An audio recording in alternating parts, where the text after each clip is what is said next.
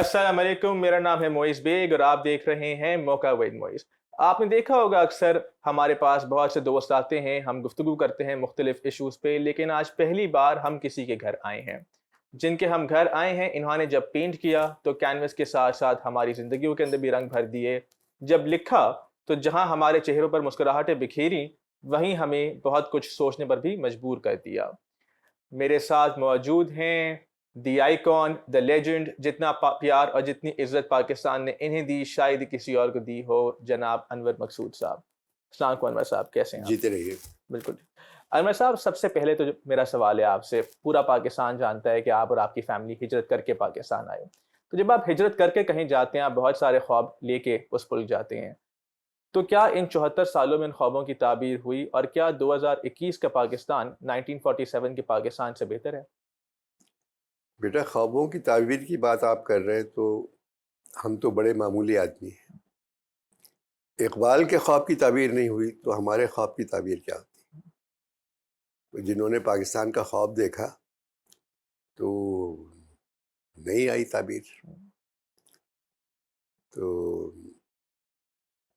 फराज का ही शेर है, रात क्या सोए कि सारी उम्र की नींद उड़ गई, ख्वाब क्या देखा कि धड़का लग गया ताबीर का। तो एक तो मुझे इस लफ्ज़ से नफ़रत है, महाजिर। हुँ, हिजरत तो बहुत अच्छा लफ्ज़ है, हुँ, हिजरत सबने की है, हुँ, तो हमने भी की, मगर 74 बरस होने को आ रहे हैं, हुँ, तो अब तक हम महाजिर कैसे हो सकते हैं? हुँ, एक इंसान है जो पाकिस्तान में रहते हैं, ताल्लुक़ सिंध से है, हुँ, और मगर वो सफ़र जो था मेरा हैदराबाद से, मेरी पैदाइश 1940 की है, सितंबर, और वो सारा याद है मुझे। और कराची बहुत अच्छा था, अभी भी सबसे अच्छा शहर है ये, मगर जब बहुत अच्छा शहर था। तो मेरे नाना अव्वल ताल्लुक़दार, कमिश्नर का रैंक होता है हैदराबाद में, थे। घर में एक अदबी माहौल भी था। बजिया ने 12 साल की उम्र में नावल लिख दी थी, और मुशायरे हर मतलब महीने में 2 मुशायरे हमारे यहाँ होते थे। गाने की महफिल होती थी जिसमें जद्दन बाई भी आती थी, नरगिस की अम्मा। अच्छा। फिर मेरी अम्मा के निकाहनामे पे जो गवाही गवाह हैं वो जिगर मुरादाबादी और मौलाना मौदूदी हैं। तो वो एक अजीब सा माहौल था, पढ़ा लिखा। हम लोग आ गए पाकिस्तान सब कुछ छोड़ छाड़ के, और जो सोचा था वो मिलेगा ज़रूर। अभी तक अपनी नेकनामी, अपनी शोहरत से कुछ नहीं होता है कि लोग पहचानते हैं, ख़राब लोगों को भी जानते हैं लोग। तो किसी का जानना पहचानना इतना अच्छी बात नहीं है, मगर ठीक है, कुछ ना कुछ होगा। एक रोशनी तो का, क्योंकि हवा, पानी और रोशनी पे किसी का हक, सबका हक है, किसी एक की मिल्कियत नहीं हो सकती। अनवर साहब, एक जो आपने बात की कि कराची बड़ा अच्छा था, एक हमने ना सिर्फ कराची बल्कि पाकिस्तान में एक रीसेंट ट्रेंड देखा है कि हमारे यहाँ इंटॉलरेंस बहुत बढ़ गई है कि नज़रियाती इश्यूज़ पे अगर आप इख्तिलाफ़ करें तो आप इस हद तक इख्तिलाफ़ात हो जाते हैं कि लोग एक दूसरे से सलाम तक करना पसंद नहीं करते, चाहे मज़हबी बुनियाद के ऊपर इख्तिलाफ़ात हों, लसानी इख्तिलाफ़ात हों। तो ये क्या इंटॉलरेंस जो हमको आज नज़र आती है, ये माशरे में हमेशा ये से थी? इंटॉलरेंस की वजह मेन जो है, ये लैक ऑफ एजुकेशन है। हुँ, तालीम ही नहीं है हमारे हुँ, यहाँ। तालीम ही टॉलरेंस सिखाती है, तालीम ही हुँ, तहजीब हुँ, सिखाती है। तालीम हज़ारों रास्ते खोल देती है इंसान की ज़िंदगी बसर करने के लिए। हमारे यहाँ तालीम ही नहीं है। हुँ, और 48 से लेके अब तक जितने बजट आए हैं पाकिस्तान के, सबसे कम पैसा तालीम पर और सेहत पर है, हुँ, सबसे कम। تو جس ملک میں بجٹ میں سب سے کم پیسہ صحت اور تعلیم پہ ہو وہ ملک ترقی کیسے کرے گا؟ انور صاحب انٹالرنس کے اوپر ایک جو بڑا اہم سوال ہے اور یہ 2-3 دنوں سے اس سوال نے پوری قوم کو ایک ہیجان کی کیفیت میں ڈالا ہوا ہے، وہ یہ ہے کہ آپ نے شاید دیکھا کہ اب سے کوئی 2 دن پہلے ایک ایئر بلو کی فلائٹ کراچی آ رہی تھی، تو اس میں ایک صاحب نے شاید اپنی بیوی کو کس کر دیا، تو ایک دوسرے صاحب نے بڑا اس پہ اعتراض کیا، پھر ایئر ہوسٹس نے ان کے اوپر آ کے بلینکٹ رکھ دی کہ بلینکٹ کے نیچے کیا ہو رہا ہے کس کو کیا پتا، لیکن ان صاحب نے کراچی آنے کے بعد جو ہے ان کی ایک آفیشیل کمپلین کی اور کی کہ کہا کہ بڑی نازیبا حرکات کر رہے تھے جہاز کے اندر. تو اس کس کے بارے میں آپ کے کس قسم کے تاثرات ہیں؟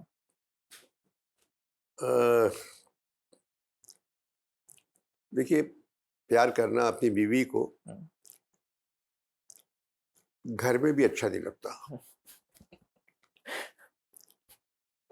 یہ ایک ہم لوگوں میں ایک تہذیب ہے. تو جہاز میں یا ممکن ہے جہاز پی آئی اے کا اگر ہوگا تو خراب حالت ہوگی تو آخری مرتبہ پیار تو کر سکتے ہیں، یہ بھی ہو سکتا ہے.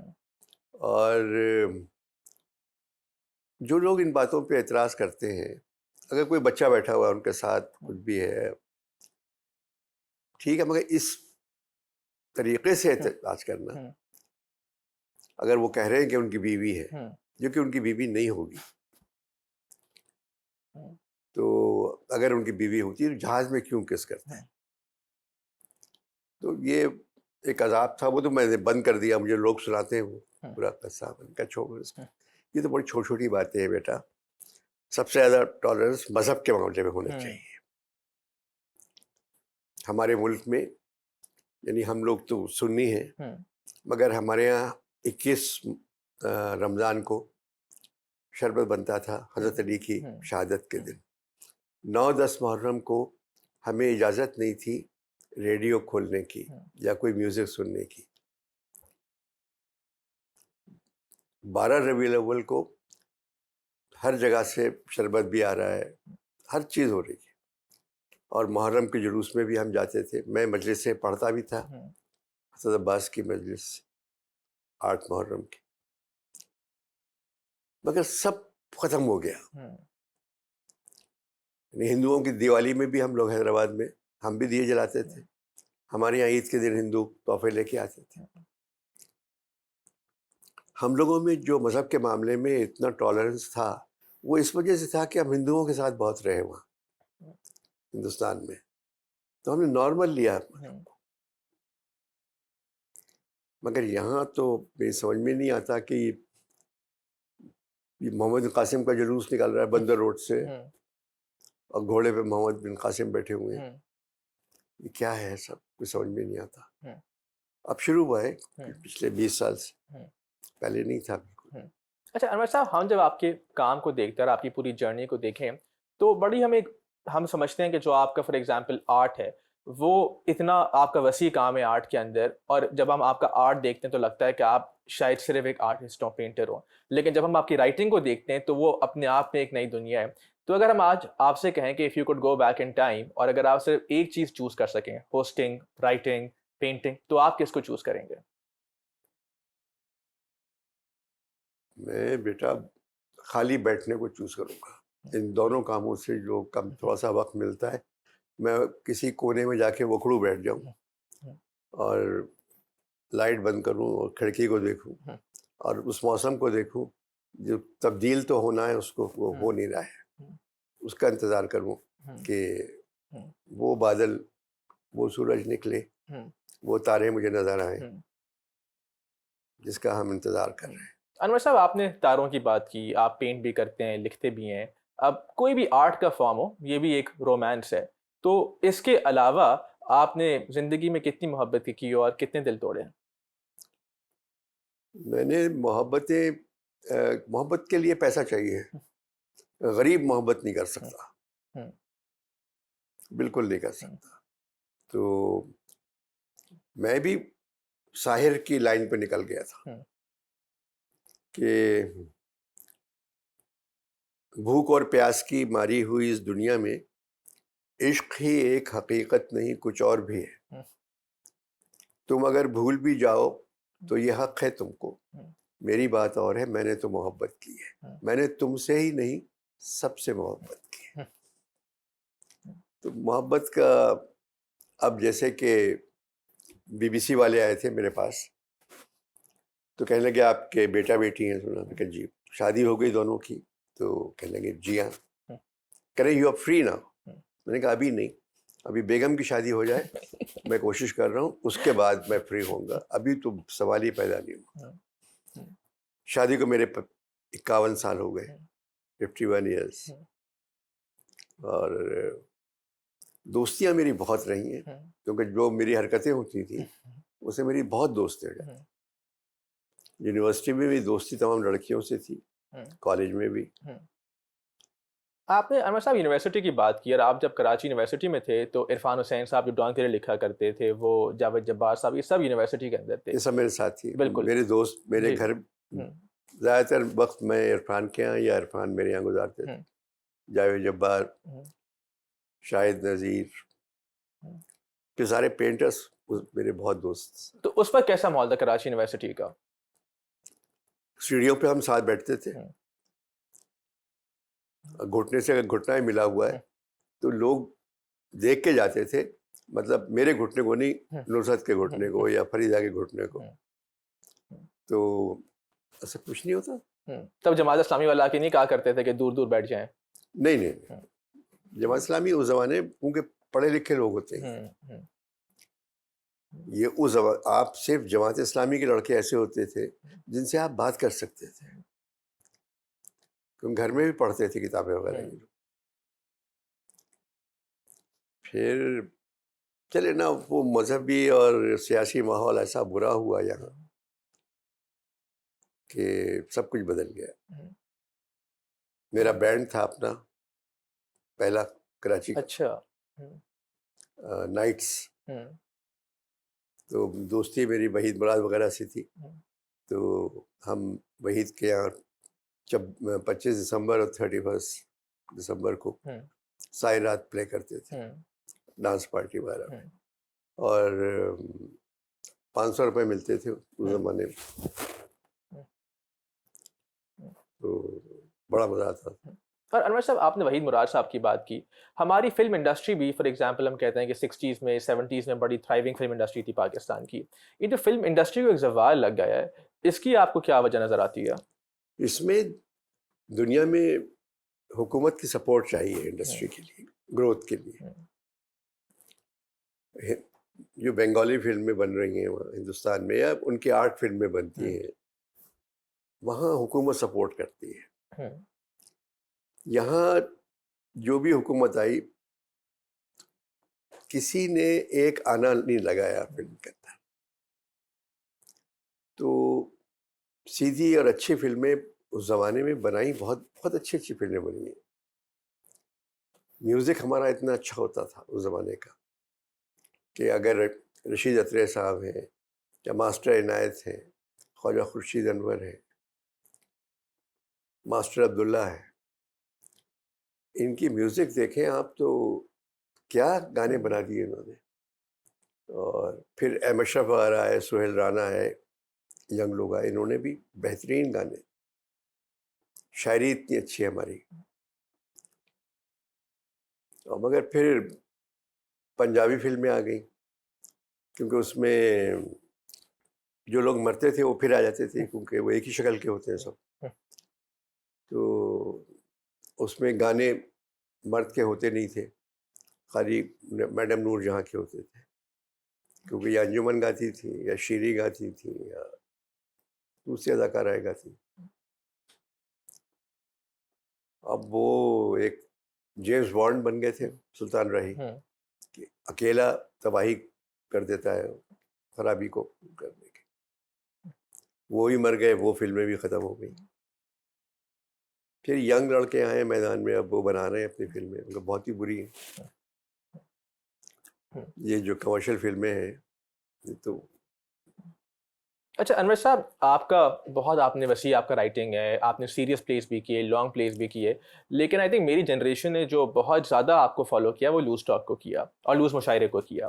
تو آپ کا ایک شو تھا لوز مشاعرہ جو آپ آئی تھنک امریکہ میں کر رہے تھے، جی اور معین اختر صاحب آپ کے ساتھ تھے. تو ایک واقعہ نظر آیا اسٹیج کے اوپر کہ جہاں پر آپ نے معین اختر صاحب سے کہا کہ آپ صبح میرے کمرے میں آئے تھے اور یہ آپ نے شعر لکھا اور آپ یہ بھول گئے، اور معین صاحب نے کہا میں تو کچھ نہیں بھولا، اور لوگوں نے کہنا شروع کرا سنائیں سنائیں. تو وہ بیک سٹوری کیا تھی، اور وہ جو شعر آپ نے اس پرچے پہ لکھا تھا؟ میں شکاگو میں ہوں، میں ٹھہرا ہوا تھا، کوئی 26ویں منزل تھی. معین آئے، شام میں ہمارا مشاعرہ تھا، تو معین آئے اور کہنے لگے، مجھے بڑھاؤ کہتا تھا، بڑھاؤ کیا لکھا ہے، اور خود جا کے میرے کمرے کی کھڑکی میں سے سوئمنگ پول دیکھنے لگا. وہاں عورتیں تیر رہی تھیں، اور بعضی عورتیں کپڑے شاید بھول آئی تھیں کمرے میں اپنے، ویسے ہی تیر رہی. یہ کھڑا دیکھنے لگا.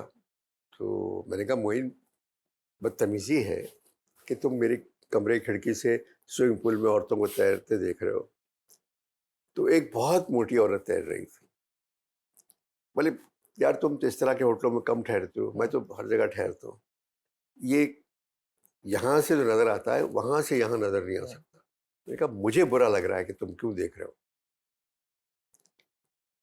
بولے کیا کر لو گے؟ میں نے کہا مجھے پتہ نہیں. خیر بیٹھ گئے. وہ رات میں مشاعرہ تھا، تو میں نے ان کے لیے 4 مصرے لکھ کے رباعی کی شکل میں اس وقت نہیں دیے جب مشاعرے بیچ میں نے کہا یہ آپ تن میں رہی. بھول رہے، وہ ٹن میرٹھی نام تھا ان کا. میں نے کہا میرٹھی صاحب یہ آپ میرے کمرے میں بھول آئے تھے، مجھے سنا بہت اچھی لکھی تھی آپ نے رباعی. وہ سمجھ گیا کچھ، کہہ رہے نہیں میں نے تو کچھ نہیں لکھا ہی نہیں میں نے آپ کے لیے. میں نے کہا نہیں آپ کی حالت ٹھیک نہیں تھی، آپ بھول گئے میرے کمرے میں. ارے بھائی یہ تو میں سنا نہیں سکتا. پڑھا اس نے، ارے بھائی یہ تو ایسی ہے آپ تم کو. میں نے کہا نہیں یہ تو پھر لوگوں نے تعلیم علی کہ سنائیے سنائیے سنائیے.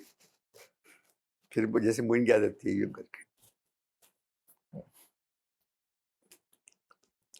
پول میں تیر رہی تھیں جوں سمندر میں جہاز، پول میں تیر رہی تھیں جوں سمندر میں جہاز، دور سے صاف نظر آتے تھے محمود و ایاز. نکلی جب پول سے باہر تو ندامت کے سبب نہ کوئی بندہ رہا اور نہ کوئی بندہ نواز. انور صاحب، بہت لوگ جانتے نہیں ہیں لیکن آپ کو کرکٹ کا بھی بڑا شوق ہے، اور آپ عمران خان کے ایز اے کرکٹر بھی مداح تھے. تو جب عمران خان نے فرسٹ ٹائم ریٹائرمنٹ اناؤنس کی، ضیاء الحق صاحب نے ان کے لیے ایک فنکشن رکھا اور آپ کو ایز اے ہوسٹ بلایا تھا، اور لوگ کہتے ہیں کہ اس فنکشن کے بعد وہ کافی ناراض ہو گئے تھے آپ سے. ضیاء صاحب تو ضیاء صاحب کے دور میں نے جتنا لکھا اتنا کسی اور کے دور میں نہیں لکھا. یعنی 50 شوشا، شو ٹائم، اسٹوڈیو 2.5 پونے 3، اسٹوڈیو 4:20، اور مرزا اینڈ سنس، آنگن ٹیڑھا، سلور جبلی، یہ سب ضیاء صاحب کے دور کے ہیں میرے. مگر ان کی ناراضگی قصے تو سن چکے ہیں لوگ، اخباروں میں پڑھ چکے ہیں، میں نے بتا دیے کئی مرتبہ. مگر ضیاء صاحب کا یہ تھا کہ مطلب ڈرے ہوئے لوگ بہت تھے ان سے کہ پتہ نہیں کیا کرتے ہو. پتہ صحیح تھا، صحیح ڈرے ہوئے تھے.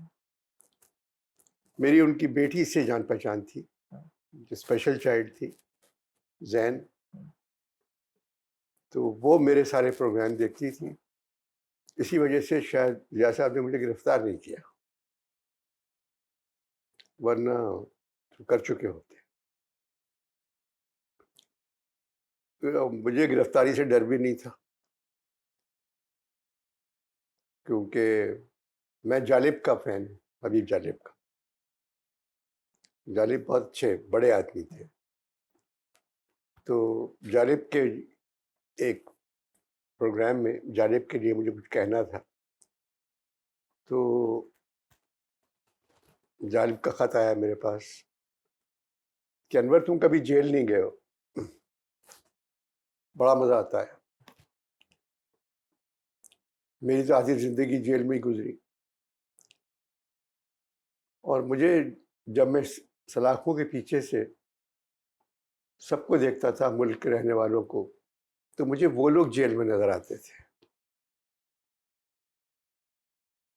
تو یہی میرے لیے بڑی بات تھی.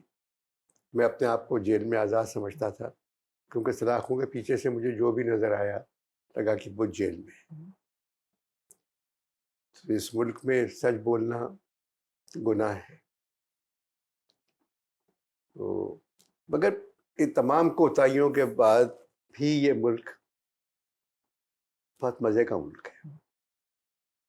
آپ تو باہر رہتے ہیں زیادہ تر، جی کبھی اندر رہ کے دیکھیں تو آپ کو بہت مزہ آئے گا. جی انور صاحب، آپ نے بات کی ایک کہ لوگ ڈرتے تھے زیاد صاحب کے دور میں. آج بھی بہت سے لوگوں کو لگتا ہے کہ ایک گھٹن کا ماحول ہے، اور آپ آج جب کمپیئر کریں کہ اس وقت کیا پریشرز تھے اور آج کیا پریشرز ہیں، تو آپ کے خیال میں وہ وقت زیادہ مشکل وقت ہے لکھنے کے لیے اور سوچنے کے لیے، یا پھر یہ وقت زیادہ مشکل ہے؟ نہیں، اس وقت میں تو لکھنا ہی نہیں چاہیے. لکھنے کے لیے ماحول میں ایک تہذیب چاہیے جو کہ نہیں ہے. ضیاء صاحب کے زمانے میں 2 چینل تھے، یا ایک ہی ہوگا، P T V, N T M بعد میں آیا. اب تو 87 چینلس، معاف کیجیے، 87 چینلس کے لیے لکھنا. آپ بیہودہ سے بیہودہ اسکرپٹ لکھ دیں، مزاحیہ کیسا ہی گھٹیا ہو، وہ فوراً لے لیں گے، آپ کو پیسے دے دیں گے. تو اس دور میں کیا لکھے کوئی، ختم ہو گیا سب. فاروق قیصر تھا، ایک کلیاں کرتا تھا، بہت ہی اچھا آدمی، بہت ہی نفیس انسان، اور پپٹس کا کام شروع کیا اس نے. وہ بھی چلا گیا، وہ چلے گئے بیچارہ، کوئی نہیں ہے. انور صاحب، آپ نے، کیونکہ آپ پولیٹیکلی کانشیس بھی ہیں، رائٹرز حساس بھی ہوتے ہیں، تو جو لوگ پولیٹیکلی کانشیس بھی ہوں، حساس بھی ہوں، وہ اکثر سوچتے ہیں کہ اب خود اپنی کوئی سیاسی جماعت بنانی چاہیے. کیا کبھی آپ کو ایسا کوئی خیال آیا؟ یار میری کسی ہونڈے سے دوستی نہیں ہے، تو یہ سوال رہنی تو مطلب میں کیا کروں. اس میں ہونڈے چاہیے، اے ٹی ایم بھی چاہیے، ساتھ چاہیے، بالکل بھی پیسہ نکالنے کی ایک مشین بھی چاہیے، پیسے بھی چاہیے، ایک فارم ہاؤس، گیسٹ ہاؤس چاہیے جہاں چھاپے پڑے 2-3، وہ بہت ضروری ہے سیاسی پارٹی کے لیے. تو میرے یہ کچھ نہیں کر سکتا میں. اچھا انور صاحب، ایک جو اب تھوڑی اگر ہم ایک لائٹ سا سوال کریں، آپ بہت سے لوگوں کو شاید یہ والی بات معلوم نہ ہو. اچھا میں سمجھا بجلی کے بارے میں نہیں نہیں نہیں نہیں، دوسری والی لائٹ. ہاں، تو آپ بہت سے اسٹرنگس کے گانے بھی لکھتے ہیں، اور آپ نے بہت سے اسٹرنگس کے گانے بھی لکھے. تو آج جو کرنٹ میوزیشینز ہیں، ان میں اگر ہم اسٹرنگس کے علاوہ یا بلال مقصود کے علاوہ کون سے میوزیشینز آپ کو پسند ہیں؟ سب اچھا گا رہے ہیں، بہت اچھا گا رہے ہیں. مطلب کہ تم کسی ایک کا نام نہیں لے سکتے. یہ نوجوان لڑکے جو ہیں یہ بہت اچھا گا رہے ہیں اور بڑی محنت کرتے ہیں. اور مطلب یہ کہ یہ وائٹل سائنس کے بعد نازیہ زویب تو ایک بیس تھے، جیسے ایلوس باہر میں پاپ میوزک میں وہ بیس بن گیا تھا. بیٹلز بعد میں آئے، سٹونز بعد میں آئے، پھر اس طرح یہاں نازیہ زویب نے شروع کیا، پھر عالمگیر شیخی آئے، پھر اور لوگ آنا شروع ہوئے. پرانے زمانے میں جب حالات برے نہیں تھے تو امپریس مارکیٹ کے علاقے میں 4-5 گھر تھے ایسے جہاں بینڈ بجائے ہوئے رہتے تھے. کیٹرک ہال تھا یہاں ایک، وہاں ایوری سیٹرڈے نائٹ ایک میوزک پارٹی ہوتی. تو آج کل تو یہ لڑکے جو بھی گاتے ہیں، مگر کیونکہ بے سرا گانا بھی ہٹ ہو رہا ہے، مگر وہ کسی کہتے ہوئے برا لگتا ہے. مگر یہ حمزہ، علی نور، عظمت، اور کیا نام ہے وہ سب سے مشہور لڑکا جو ہے، عاطف عاطف اسلم، وہ بہت اچھا گاتے ہیں. اچھا انور صاحب، ہم دیکھتے ہیں کہ کسی ایک اگر فیملی کے اندر انور مقصود جیسے رائٹر ہوں یا پینٹر ہوں، بہت بڑی بات ہوتی ہے، لیکن آپ کی فیملی کے اندر ہم دیکھیں تو نہ صرف آپ، فاطمہ ثریا بجیا، مسز کاظمی، اتنا آپ کے خاندان کے اندر آپ کے گھر نے پاکستان کے لیے کنٹریبیوٹ کیا بلکہ دنیا کے لیے کنٹریبیوٹ کیا ہے، تو گھر کا آپ کے کیا ماحول تھا؟ اور یہ جو آپ کے سارے بہنیں تھیں اور آپ کے بھائی بھی سیکرٹری دوران بڑا سرو کیا پاکستان کو، تو کیا اس نے ہیلپ کیا؟ اس میں بیٹا میرے نانا اور میری والدہ کی تربیت تھی. میری نانا داغ دہلوی کے شاگرد تھے، اور گھر میں ایک ماحول تھا. بجیا لکھتی تھیں، پھر زہرا آپا کی شاعری، وہ اس نے تہلکہ ہی مچا دیا. زہرا نگار نے. پھر سارا آپا نے آواز کی دنیا میں radio Pakistan, B B C, Voice of America, یعنی سارا آپا نے کام کیا تھا. سائنس میگزین کرتی تھیں اور خبریں کرتی بی بی سی سے. تو شیپرڈ نے امریکہ بلایا ان کو کہ میں تمہیں اندر سے دکھاتا ہوں راکٹ. تو وہ لے گیا سارا باجی کو. ان کی کتابیں ہیں 2 سائنس پہ، کائنات، خلا اور کائنات. پھر عبدالسلام صاحب کے ساتھ کام کرتی تھیں. پھر انہوں نے چین بھیجا سارا پا کو.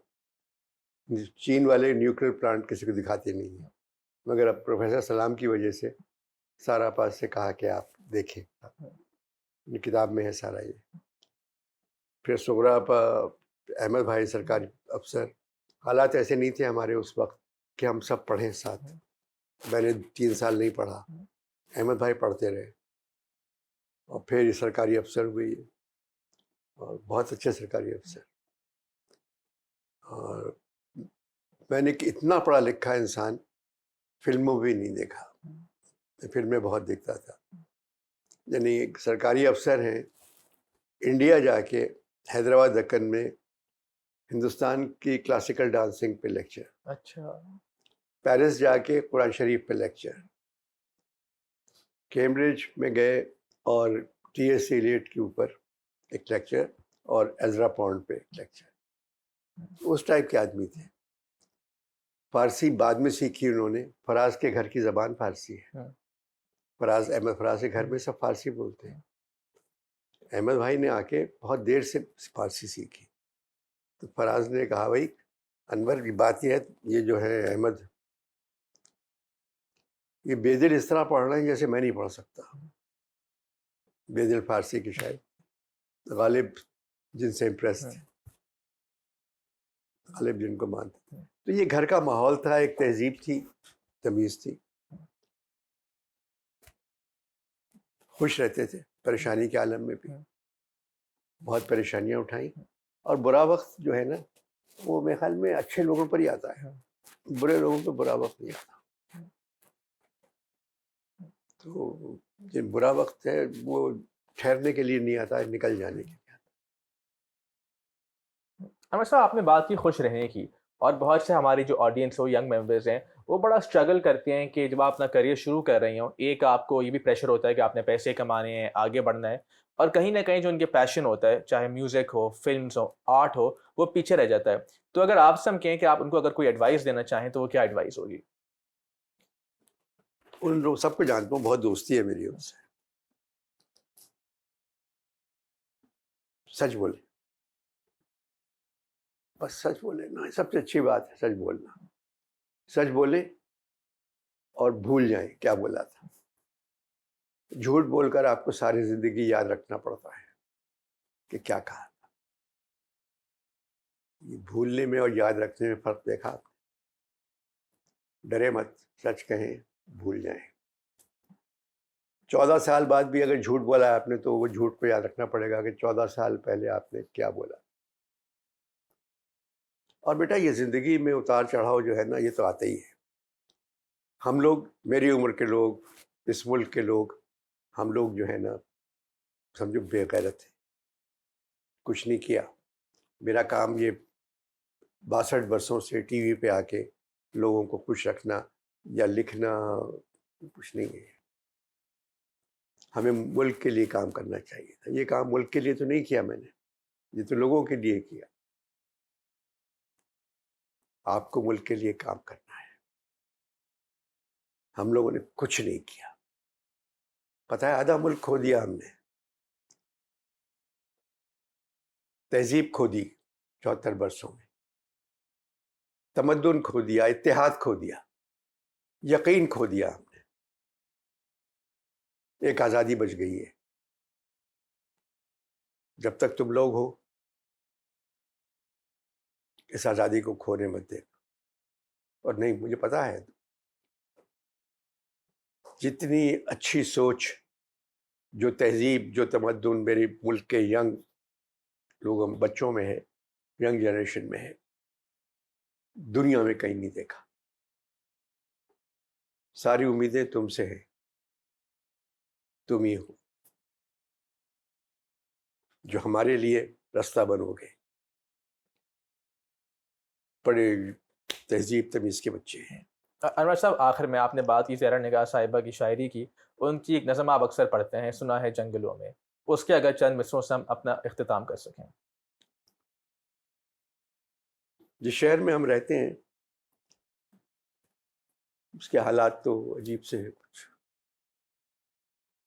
تو زہرا پاک کی نظم ہے. سنا ہے جنگلوں کا بھی کوئی دستور ہوتا ہے. سنا ہے جنگلوں کا بھی کوئی دستور ہوتا ہے. سنا ہے شیر کا جب پیٹ بھر جائے تو وہ حملہ نہیں کرتا. درختوں کی گھنی چھاؤں میں جا کر لیٹ جاتا ہے. ہوا کے تیز جھونکے جب درختوں کو ہلاتے ہیں تو مینا اپنے بچے چھوڑ کے کوے کے انڈوں کو پروں سے تھام لیتی ہے. سنا ہے جنگلوں کا بھی کوئی دستور ہوتا ہے.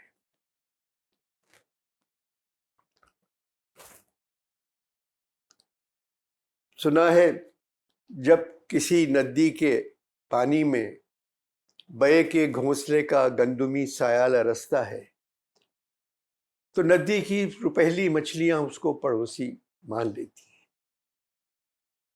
سنا ہے جنگلوں کا بھی کوئی دستور ہوتا ہے. کوئی طوفان آ جائے, کوئی پل ٹوٹ جائے تو کسی لکڑی کے تختے پر گلہری سانپ, چیتا اور بکری ساتھ ہوتے ہیں.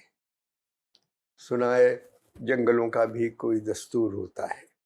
خدا بندہ جلیل و معتبر, دانا و بینا, منصف و اکبر, میرے اس شہر میں اب جنگلوں ہی کا کوئی قانون نافذ کر. سنا ہے جنگلوں کا بھی کوئی دستور ہوتا ہے. انور صاحب, آپ کا بہت شکریہ. آپ نے ہمیں یہ آنر دیا, آپ نے ہمیں اس اعزاز سے نوازا اور اپنا وقت نکالا. بہت شکریہ. بہت شکریہ. جیتے رہو. خدا حافظ. Thank you.